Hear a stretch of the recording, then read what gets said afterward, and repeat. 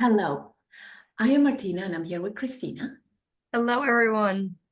and we are your podcast hosts for Everyday Ordinary Extraordinary Men. So most humans have a lot of preconceived notions and stereotypes about gender. For example, men are tough and silent and forceful, or women are chatty and manipulative and emotional. And in doing that, we put people in a box and often forget to go beyond those labels. And if someone is not fitting the mold, we might call them a tomboy or a sissy. And those and similar labels often cause discord. So what would the world look like where we go beyond our preconceived notions and understand that we are much more than our gender? That we humans are strong and soft and gentle and deep and powerful and tough and fierce and open, and that qualities are not specific to a gender. That we all have all qualities available to express. What would the world look like where we all are free to be who we choose to be and express all of our emotions? And when we allow ourselves to express the so-called masculine and feminine qualities within ourselves, we set ourselves free. When we allow others to do the same, when we accept all of them, we create synergy, peace, and harmony. And so today we're here with Pedro and we're so excited to have you here. Pedro, do you want to introduce yourself? Uh, I yeah, Pedro Fernandes. I've been living in the U.S. since 2007. I'm originally from Portugal, where I was born and raised, and still lived most of my life there. Then I had a period after I moved to the United States that I lived in Brazil actually for almost 3 years. Then I moved back to New York, where I've been, that I call my home, where I've been fortunate enough to dedicate most of my time to soccer, football, which is a big part of my culture and my upbringing. So yeah, I'm a soccer coach by profession, an amateur carpenter in my spare time. My spend a lot of my time either thinking about soccer, working, watching soccer, playing with my tools when I can, carve some things, and cooking, which is something that I really like, and it's my meditation, if I would call it my me time. It actually happens when I'm cooking, even if there's a bunch of people in the kitchen, which usually that's the case. At home, we made the kitchen and the dining area the center of the house, of the home. And yeah, I don't want to get too much into many other facets, I guess. I'm just very happy to be here and to speak with both of you, and yeah, thank you for having me.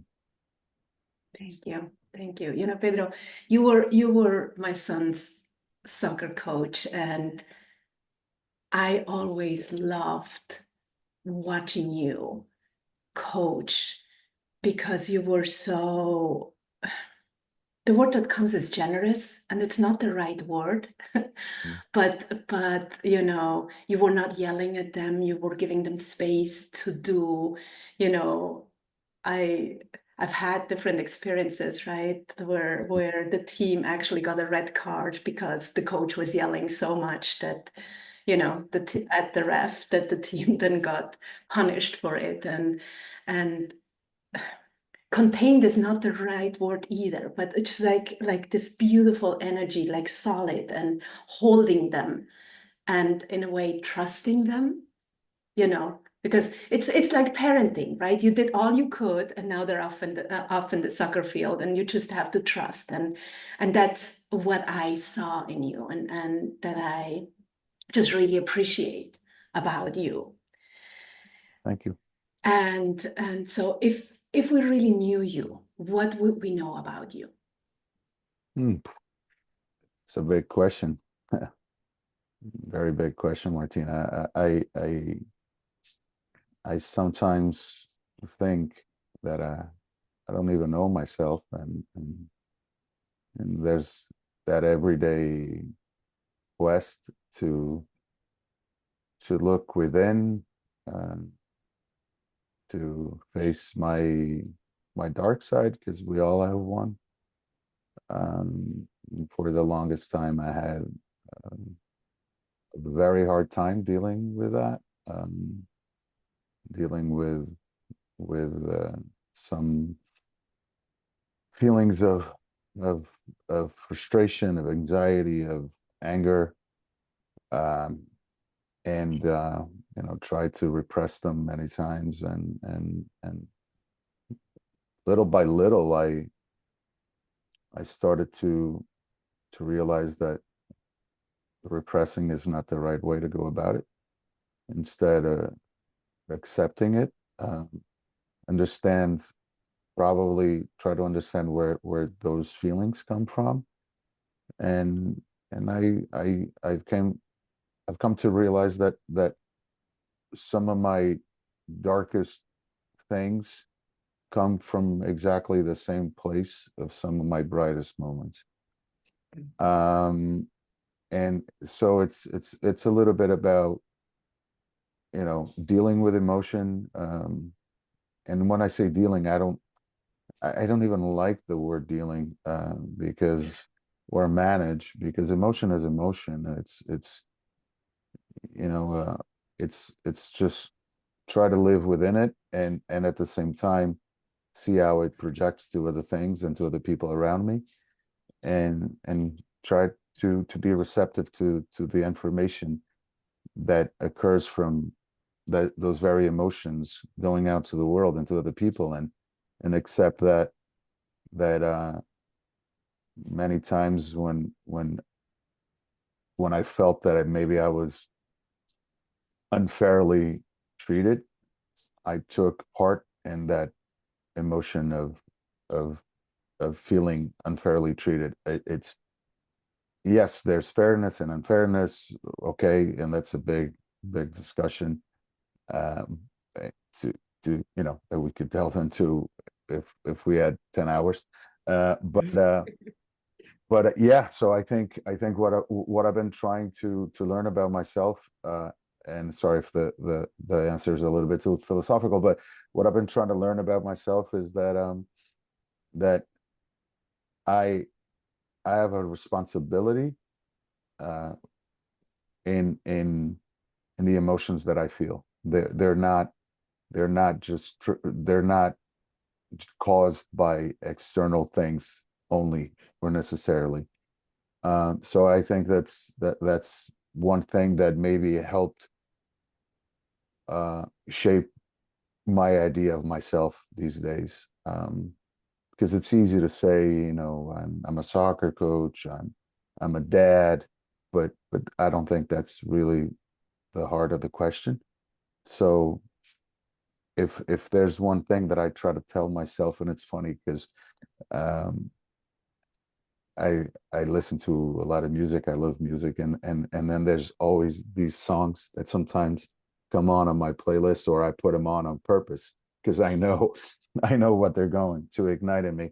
And one of the things is, it's a samba song, Brazilian song from the 70s, I think, and the lyrics are very basic, and it just says, a little bit like, something, I'll translate on the fly, I guess. It's I'll stay with the purity of the answer of the children, that life is beautiful, and it is, and you should live and not be embarrassed of being happy, and sing and sing and sing the beauty of being an eternal apprentice. And that's what I try to do, as much as I can.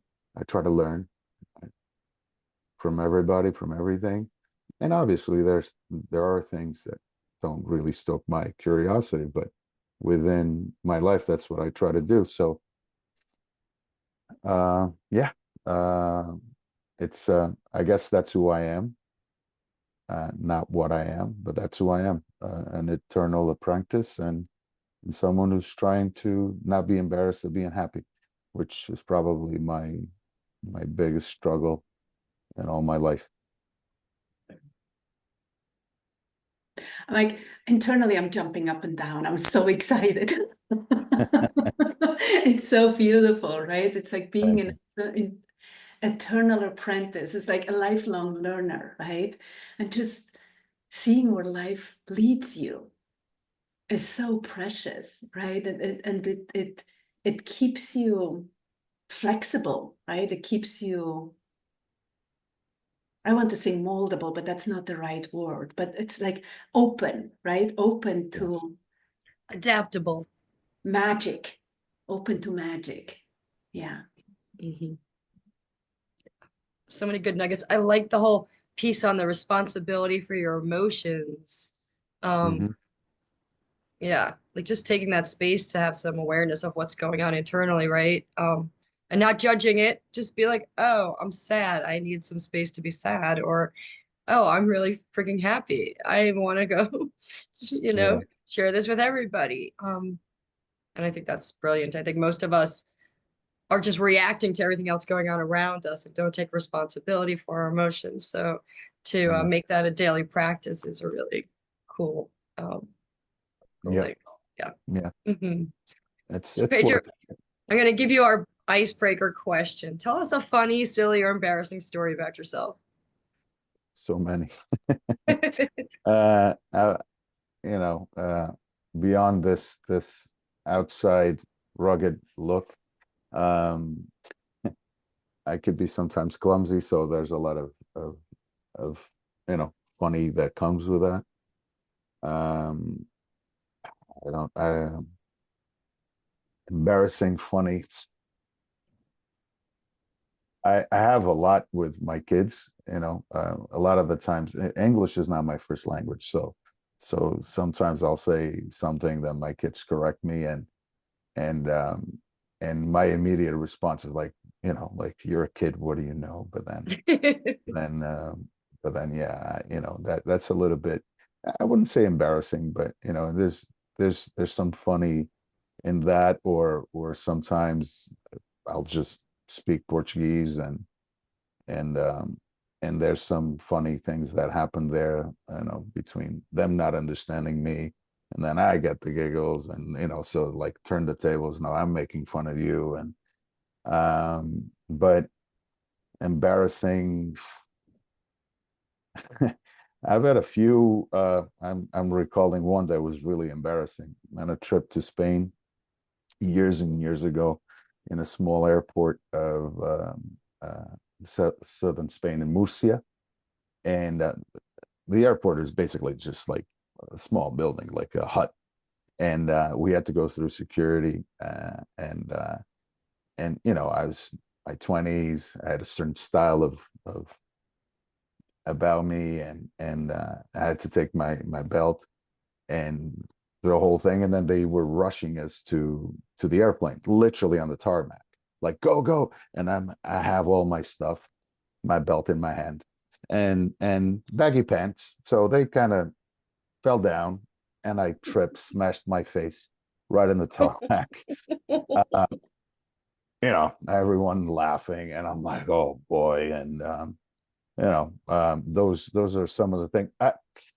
I felt embarrassed, and at the same time, if I'm honest, I usually am. I'm pretty good at being okay, being the butt of the joke, or I'm okay at laughing at myself most of the times. Most of the times, but there's one, I guess. Christina's is similar. It's like, God, I guess you're trying to teach me humility right now at the airport when she fell. I have fallen a couple of times in different airports and Yeah. with blood involved, like that kind of Ooh, stuff. And yeah. really, for me, the lesson is I'm not present, right? I am like rushing to get to, and one of them, it was in Costa Rica. We are supposed to like switch to, or no, Belize, to a little puddle jumper plane, and we missed it. Like, we missed it. I splatted. Nick was stuck in. It was just one of those. But when you look back at it, there was no reason for me run, like whatever, we would have caught the next plane. Yeah. Like, who cares? Um, so Yeah. it's those moments that remind me to slow down and be present Yeah. and to laugh at myself, right? Because Yeah. There's nothing else to do, right? Yeah. So what makes you come alive? What are you most passionate about? Hmm. Uh, I mean, obviously, besides the my kids and my family, um, there's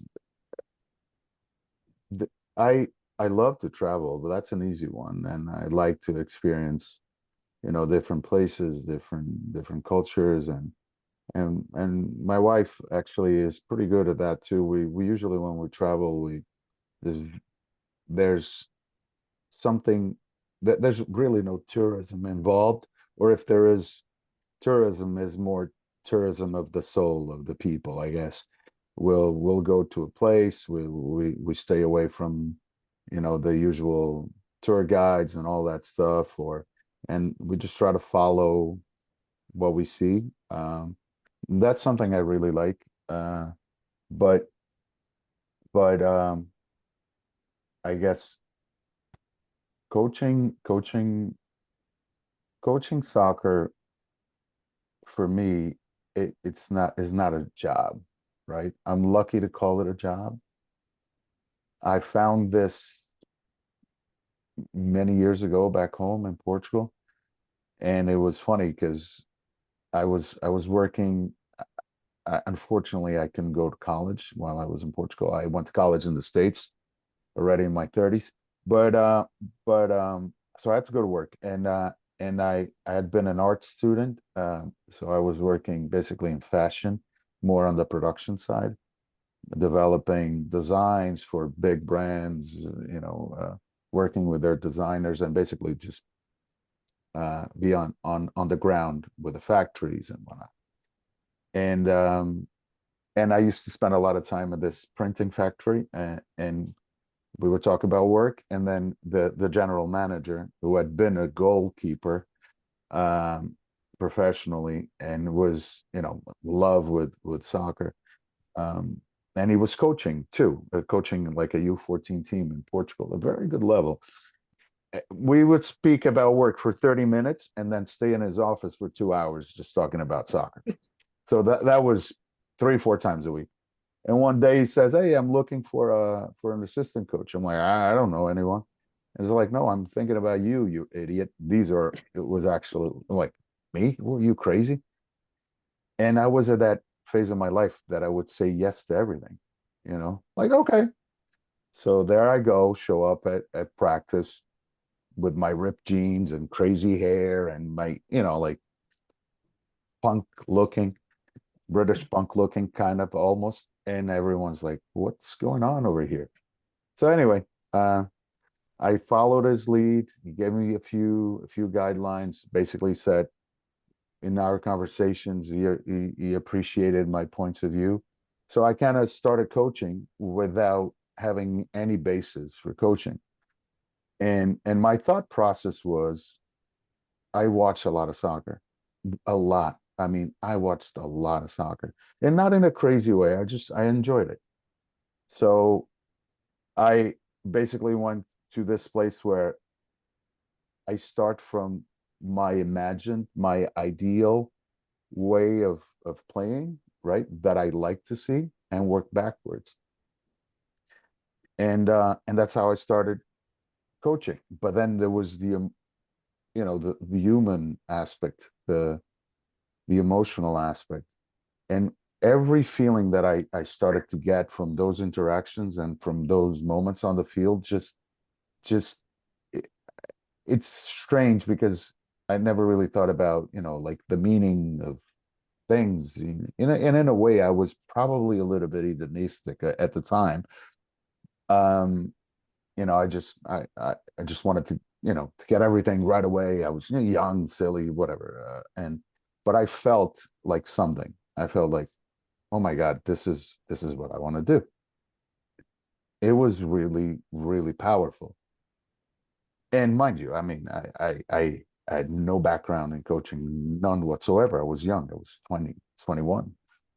And then I was his assistant for a few months. And then a position opened up for the U16s, and they said Pedro should be the coach. And I was like, so I loved every single bit of it. Unfortunately, it paid nothing, right? I had to keep my job. And then my job started demanding that I travel, and it wasn't I can do it. So I had to stop for a while, and then I felt really empty for the longest time. Uh and and and uh and then, toyed with it a few times. Then when I moved to the States in '07, almost in a similar way, conversation this, conversation that, people started talking about soccer. I'm like, yeah, I used to coach. I'm like, oh, really? And then I started coaching one team, and then another team, and then another team. The next thing I know, I'm like, oh, you know, uh, I can maybe do this, more. And I and the entire time I was struggling with treating it as a job, because for me it wasn't a job, right? So I never wanted it to be a job. So it wasn't about clocking my time and getting my paycheck. And I always made sure that I would never let that happen, because I didn't want that. I never wanted it to be an obligation. I never wanted to be, and that's really the thing that I want to do. I'm not even putting a specific cap to it. I want to be in this team, that team. Um, the what you get from it, and maybe Martina Luca can tell you this, but sometimes on the sideline, I would celebrate something, and it was no goal, but I would just celebrate something, and people like, what just happened? Is he crazy? But it was little things, conversations with the players, certain things that they were not able to do. Many times it's not even anything technical. It's about, you see it in his eyes, and you're like, okay, this is it. We're going. And that to me fills me up. That to me is like seeing players out there.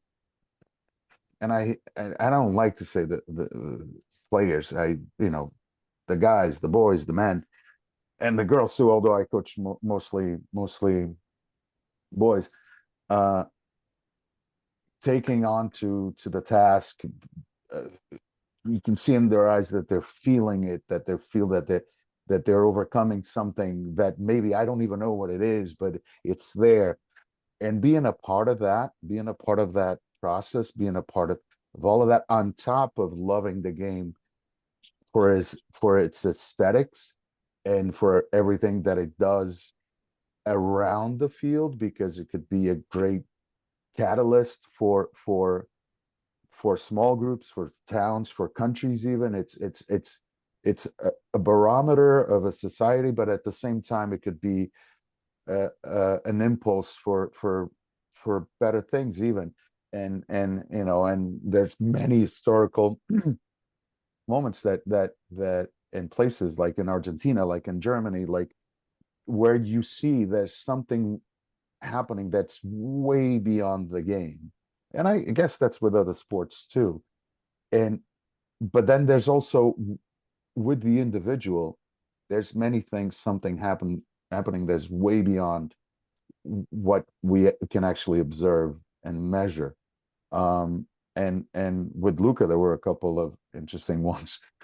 I'll never forget this, uh, because one day, or this game, and Luca was a striker for me. Started as center back, then became a forward, and his job is to score goals, right? And there was this game that he was so frustrated because he just couldn't put the ball in the back of the net. And he's looking at me, like, I'm like, Luca, come here. During the game, like, what do you need? You want a hug? And it's like, yeah, yeah. So we hugged, and everybody's like, what? The game is going on. The coaches, and then he goes and he scores 1 and 2, and he's smiling. And was that a trick? No, it wasn't a trick. That was knowing something about Luca, having received, information, emotion, something metaphysical, even if you will, from Luca, and just accepting, like there's nothing I can tell you right now that's going to improve what you're trying to do. It's just a block.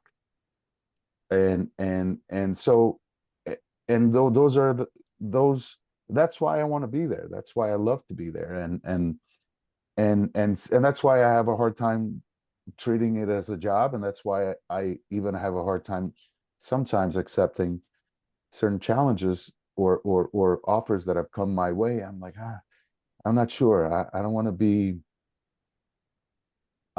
captive to this. I don't want to be, I want to be here because I want to be here. I don't want to be here because I have to be here. And have to be, if I have to be, it has to come from here, not because it's a structural thing or, and yeah, I mean, the game, the game itself allows me to feel in ways that I have not felt in other situations. Like, we're companions in condition, right?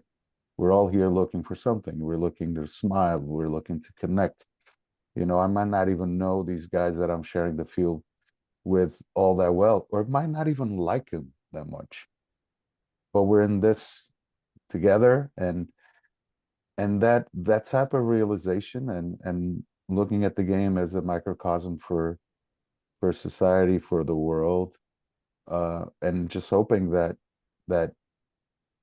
I can learn from the game and bring it to outside into my life, and hoping that the players can do that too, and then it's a beast that feeds itself. You know what I mean? Like, maybe people around the game will understand that there's something more to the game. And yes, we know there's a lot of bad stuff around the game, a lot of violence that exists as well. But if anything, I try to be an agent for passion, and for I guess, just being open, acceptance of what's out there, because people say you only live once. I normally say you only die once. So, you Yeah.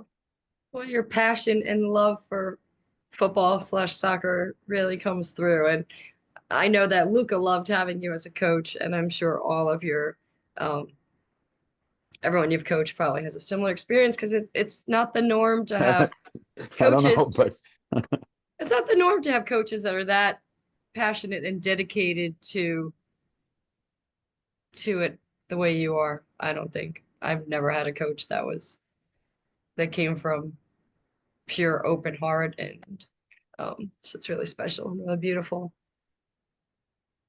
Yeah. It is So like it feels like the trusting that intuition, right? It's like just doing what needs to be done. And it's interesting that you're talking about, like, is it the job? Is it my passion? Is it the job? Is it my passion? Right? And what if we could hold both at the same time, right? Which is part of what you're doing right now.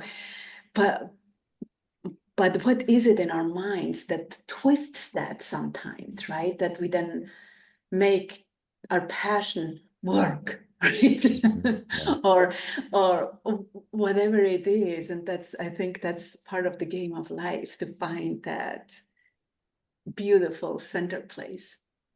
yeah, absolutely, mhm. absolutely.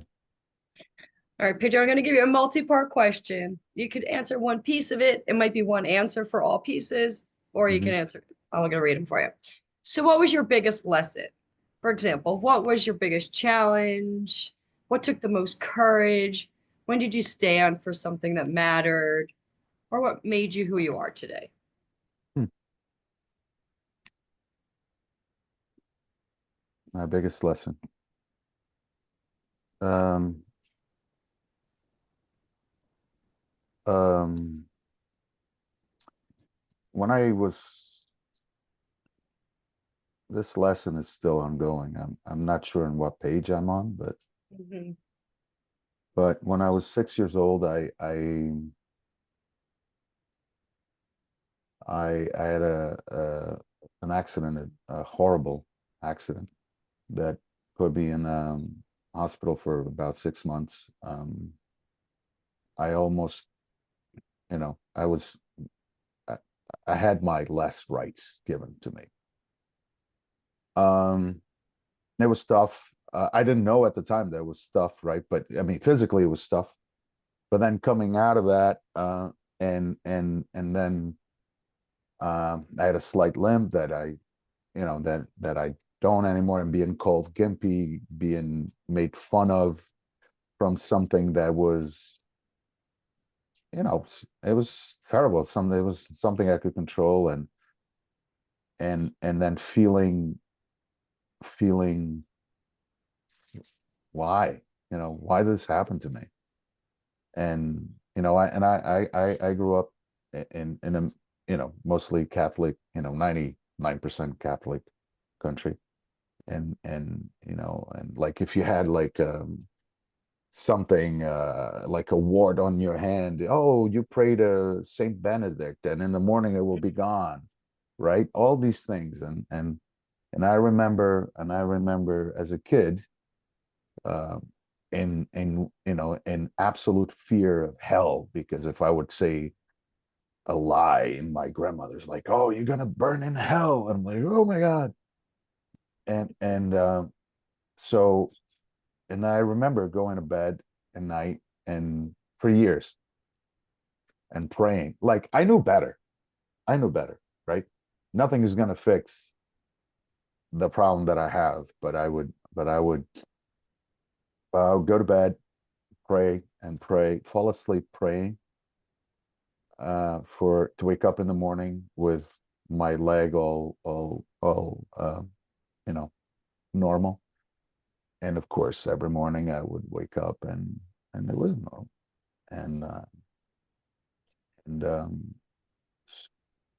and it was tough. And as a child, you only know what you know, and you get all these mixed feelings, and that the whole thing culminated in a,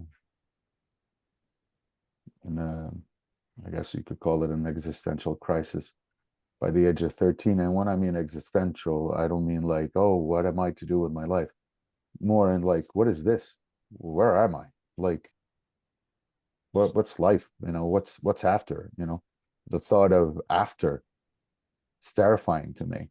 And then, going to church because I had to, and listening to that, and then this very authoritarian approach that the priest had, and no openness to conversation, nothing, right?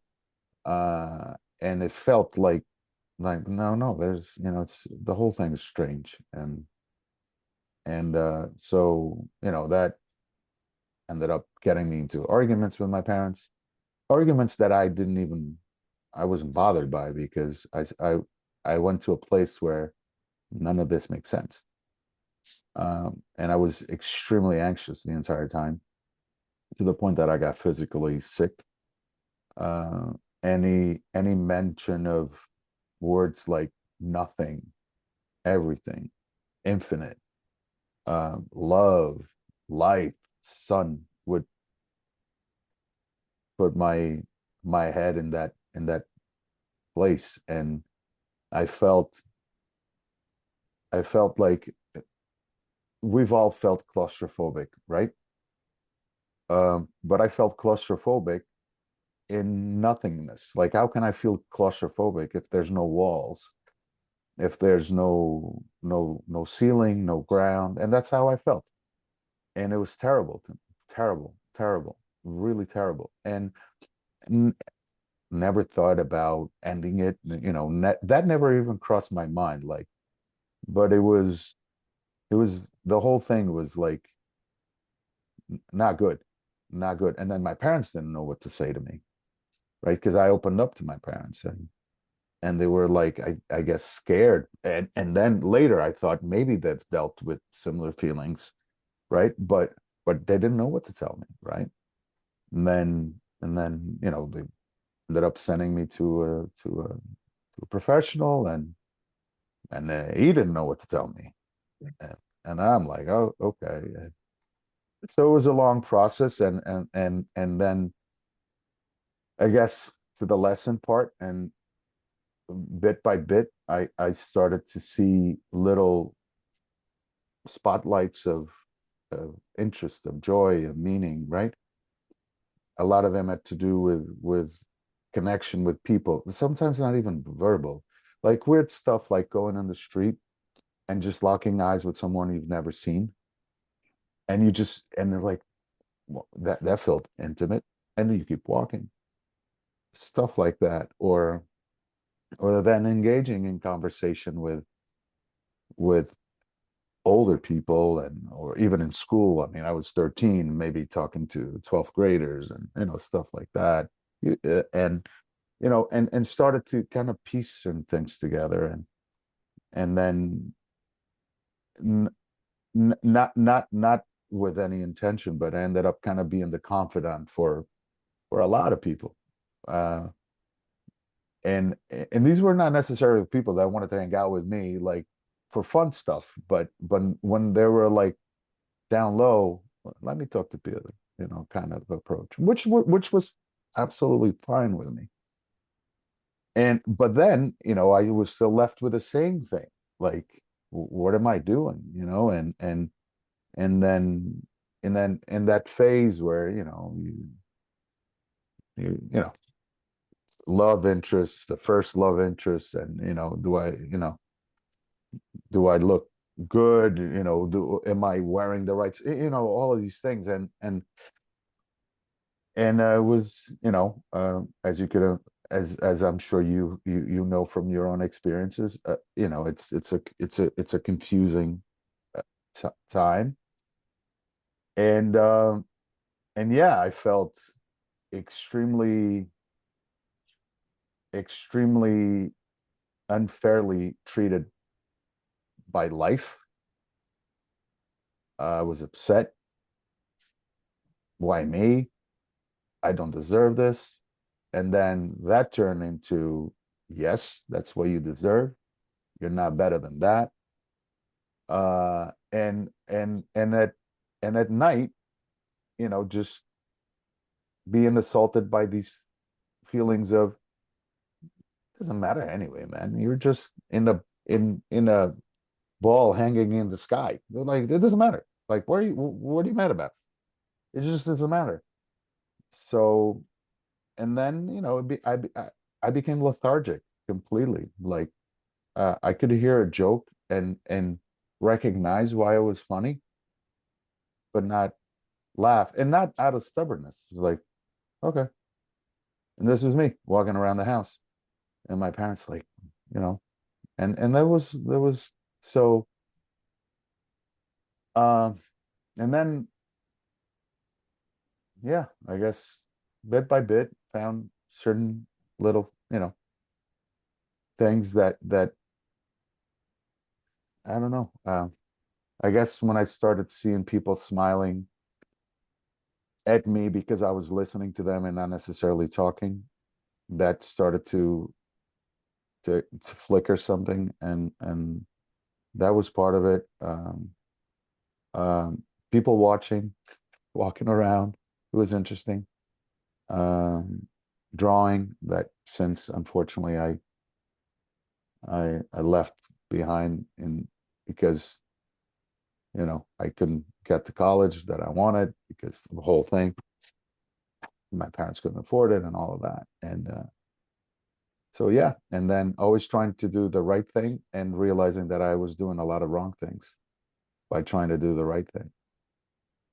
Uh, and then, you know, it's, and in throughout this entire time, somehow staying away from the dangers that most people have, consider when thinking about their kids, you know, drugs and stuff like that, which I always stayed away from. I don't know how, but I did.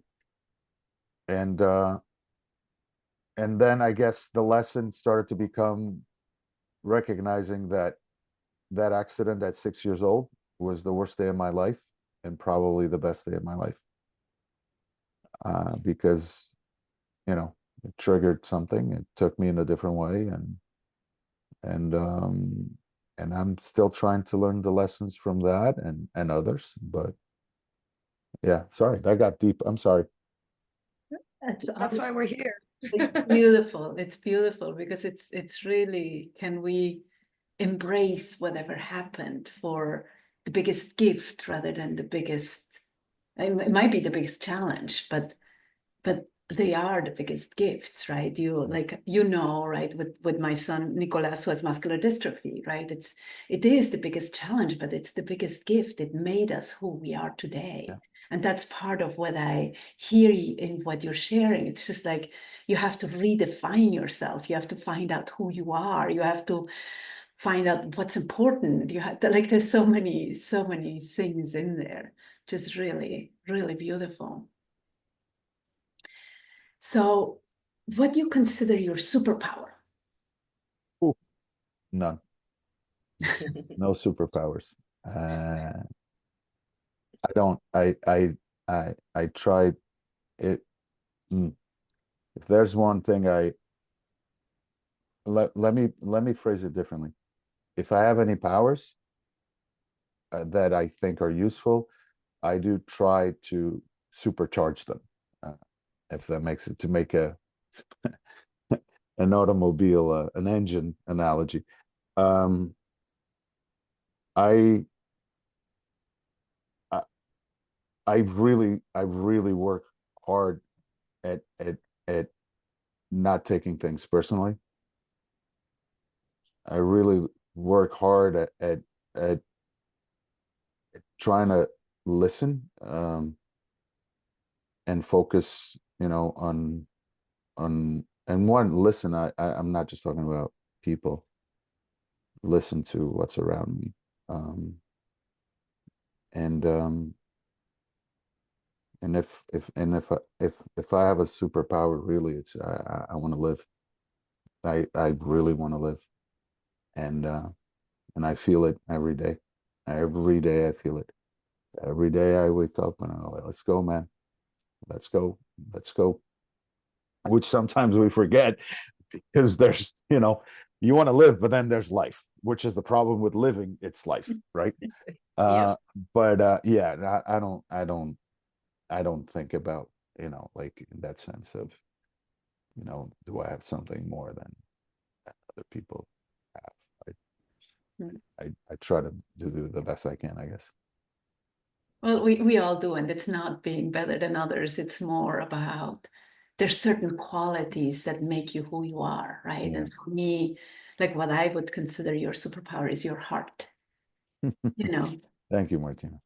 and your connection to your intuition, right? Like that, you know, that you and the trust and the honor you have for your players. So there's a few. So, Yeah, so yeah. thank you. Mhm. So, Pedro, if you had a magic wand and could give people any quality, what would it be and why? Hmm. I think that's kind of an easy one. Empathy. Mm. I think I think I think empathy is thrown around many times. It's one of these buzzwords, but I don't think, you know, empathy is something you have to embrace. It's a habit. It's uh it's a behavior. Uh, you can have all the beautiful words in the world, you know, but still not that. Empathy is not necessarily putting yourself in other people's shoes, because you obviously you can't, but you know, is just accepting that, you know, people have their reasons to do what they do. They could be, those actions could be very flawed and very negative, but if you truly want to be empathetic, you have to to accept those as their reasons. Whether, again, you could disagree, but those are their reasons. And I think if people truly think like that, especially in today's time, I mean, we just had an election, and I always try to stay away from any type of political engagement or discourse. I have my own thoughts and things, and most of the times I stay away from it because the conversations are not empathetic at all. It's not, there's no empathy, there's no desire to.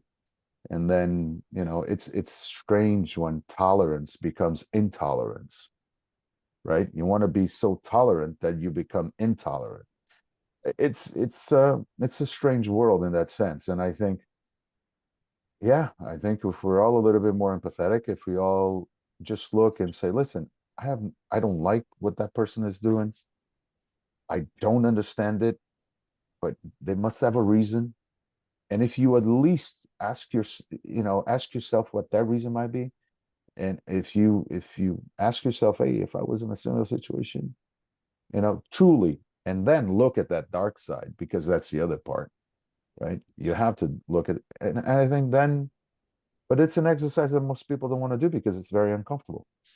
It's uncomfortable, but yeah, I would say empathy, without a doubt, Beautiful. without a doubt. Mhm. It is a big one, right? What part of what I hear in what you're saying is listening to understand, not listening to agree or disagree, but listening to understand someone else's point of view. Mhm. Yes, yeah, not necessarily to judge, because it's and I don't want to play on words, but even we all judge, right? There's nothing wrong with judging, because it's how we, in the end, decide if you want to go left or right or center, or take a step back. So you need to judge, you need to evaluate. I think the problem is the prejudging, you know and yeah, so there's all kinds of prejudices, and and I think it's like this: we all try to make sense of the world, right, one way or another. And this is, I guess, data supported. um, Many studies on the field of psychology and social psychology point to that people, when given the opportunity, they will do the least amount of thinking to come to a conclusion of any type. And that, in a nutshell, is the game of politics, is the game of marketing, is the game of advertising, right? And that's what they really ignite. Is that is it's a I don't want to say if it's a fallacy or not. It's just a human condition. People will think the least amount possible if given the chance to just come up, so it's the heuristics, right? Heuristics, making, it's a device to make sense of the world. And that's what a lot of people do. And many times, it's like, the availability heuristics, which says that, as I'm sure but when you see something so much so often, you tend to think that that thing exists everywhere and all the time, right? It doesn't, right? And that's one of the problems with idols. Idols could be great, but it could also have a negative effect. So, now all these kids that are online, oh, there's this YouTuber, that YouTuber. Yeah, there's a few YouTubers that make a great life, and they see them all the time, so they think, well, but they don't look at the other, 2 million that will never get Right. there, right? And those are the big part, which it's understanding. You don't want to tell anyone that they should not follow a dream, or they should not dream.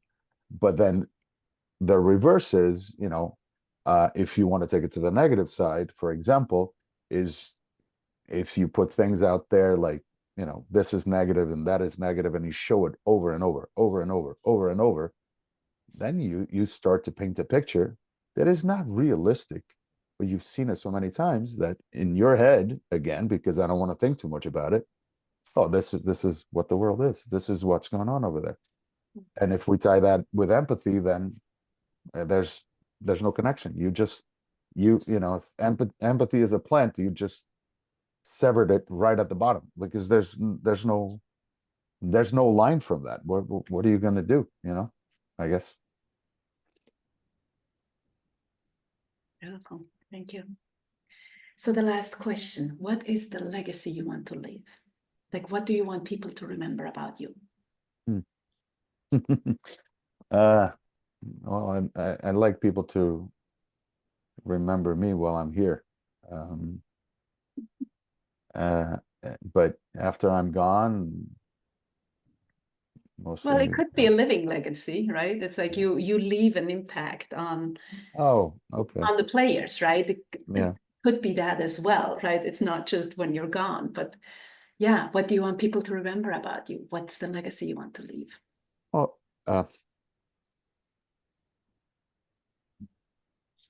it's not even a selfish thing, because I used to really care about what other people think about me, really, but deeply. Insecurity, maybe, I don't know. Need for approval, I'm not sure. And then I went to a phase where I care about the people that I like. I care what they think about me. And now I care less and less about that. And I just try to do the best that I can for the people around me. And if I want them to think of me in any way is like, oh, that was a guy that cares. He cared. And with that, maybe have them care as well. I just I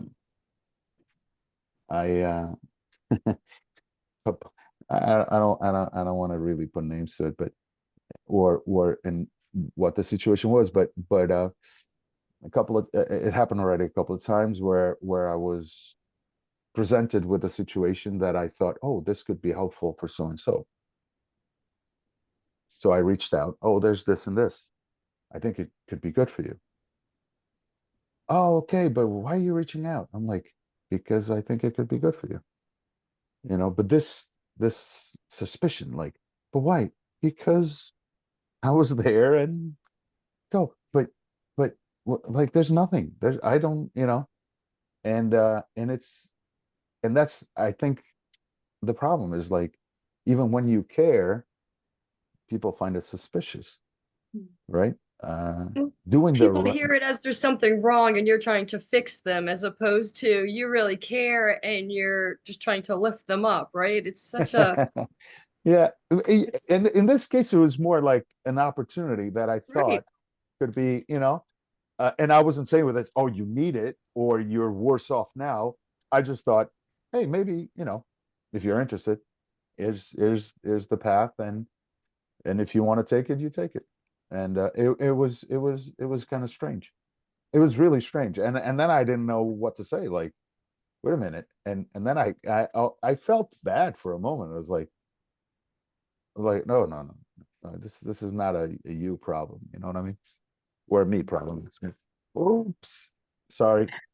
Come here, honey. The crazy house, dogs and birds and A lot of love, a lot of love. yeah, yeah. Yeah. That sounds like the theme, Pedro, that comes through, whether it's your coaching or your family or your community, is that you love with this huge open heart, and it's really beautiful to see. Um, Thank you so much for being here with us today, for sharing your passion for football / soccer. It's okay to call it soccer. Absolutely okay. I call it soccer more often than I call it football, to be honest. Yeah. In Martina's household, it's still football, but it's all good. Yeah, yeah, yeah. Of But course. yeah, thank you so much. We had such a blast with you today. Thank you, everyone who listened today. If you love this, please leave us a review. Please share with your friends. And please remember that you are extraordinary and you rock. Have a wonderful day. Bye for Martina. now.